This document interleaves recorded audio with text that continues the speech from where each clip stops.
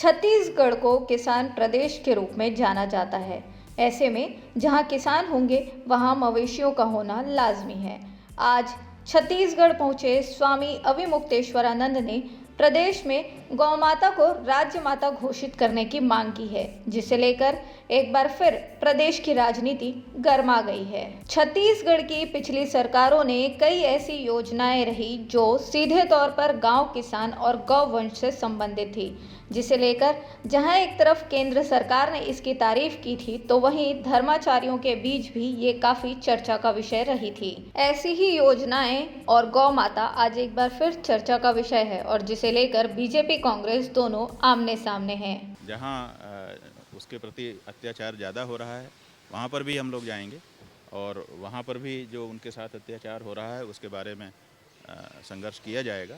लेकिन जहां पर पहले से गौ भक्ति है, आपके छत्तीसगढ़ में तो सदा से गौ भक्ति रह रही है, ये गौभक्त प्रदेश है, यहाँ पर गाय के प्रति अन्याय नहीं होता है, तो इसलिए हम चाहते हैं कि यहाँ पर उनके सम्मान को कानूनी रूप से संरक्षित किया जाए और इसीलिए चाहते हैं कि छत्तीसगढ़ की सरकार उनको राज्य माता, छत्तीसगढ़ राज्य की माता घोषित करे ताकि राष्ट्र माता घोषित करने में केंद्र सरकार को सुविधा हो। जिस प्रकार से भारतीय जनता पार्टी के राज्य में न मठाधीश का सम्मान है, न गौ मैया का सम्मान है। अभी देखे होंगे जब वहां पर राम मंदिर का प्राण प्रतिष्ठा किया गया तो मठाधीश को भी नहीं बुलाया गया।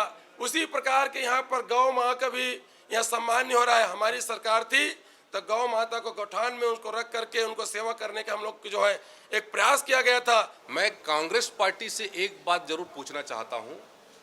जब 2011 में जब जनगणना हुई थी और जिसको प्रकाशित भी नहीं कर पाए, तो उस समय में इनको जाति की याद नहीं आई।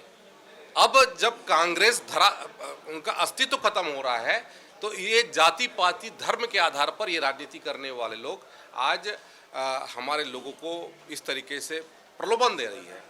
लेकिन मोदी जी ने स्पष्ट कहा है कि सबसे बड़ी जो जाति है वो गरीब की जाति है और गरीब की चिंता पहले हो। बता दें कि छत्तीसगढ़ की पूर्ववर्ती कांग्रेस सरकार ने पूरे प्रदेश में लगभग 10,327 गौठानों का निर्माण करवाया था। यह निर्माण गोधन न्याय योजना के तहत करवाया गया था, जिसके जरिए सरकार गौपालकों को गौठानों को गोबर खरीदी और गौमूत्र खरीदी कर वर्मी कंपोस्ट बनवाती थी। सरकारों की माने तो इस योजना के तहत सीधे तौर पर ग्रामीणों और मवेशी पालकों को फायदा पहुंचाने की मंशा थी। इस योजना के लिए कलेक्टरों को नोडल अधिकारी के तौर पर नियुक्त किया गया था। सरकार द्वारा हर 15 दिन में इसका पेमेंट ऑनलाइन किया जाता था।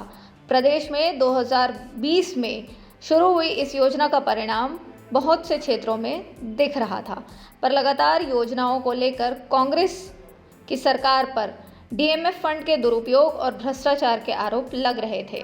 वर्तमान की बीजेपी सरकार ने अपना पहला बजट सदन में प्रस्तुत कर दिया है, पर बजट में इस तरीके के किसी भी योजना को लेकर कोई भी प्रावधान नहीं है।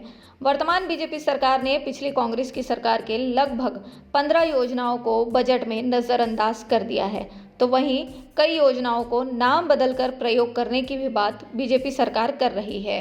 नजरअंदाज किए गए योजनाओं में गोधन न्याय योजना जैसी महत्वपूर्ण योजना भी शामिल है, जिसका असर सीधे तौर पर ग्रामीण अर्थव्यवस्था पर पड़ेगा।